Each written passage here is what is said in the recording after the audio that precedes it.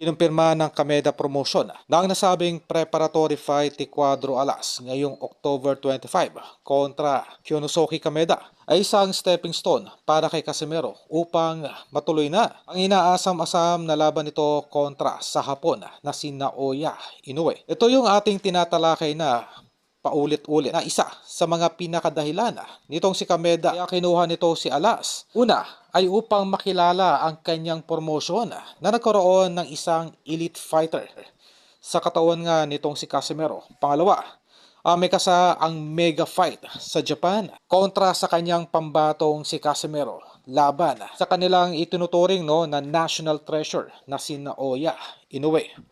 Ito yung nabigong gawin ni Masayuki ito dahil nga po sa mga unwanted incidents na hindi nakuha ni Alas ang naturang timbang. At dito ay gumagawa ng remedyo itong si Kameda kung saan ay palalabanin muna nito si Cuadro Alas sa featherweight division para makapaghanda kontra mismo sa kanyang pinsang si Kyonosuke Kameda.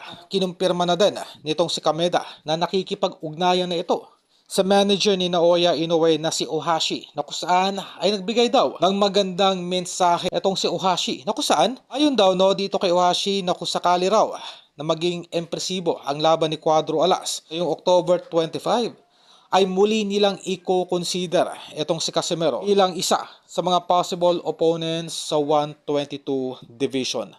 Atin na pong paulit-ulit pinapaliwanag ang laban ni Cuadro Alas sa 128 division ay isa tune-up lamang yung activity fight at hindi po doon maglalagi si Casimero. Ang goal po ng ating pambato ay bumalik pa rin o manatili sa 122 division para sa super bantamweight upang makuha ang inaasam-asam na mega fight ito kontra kay Inoue.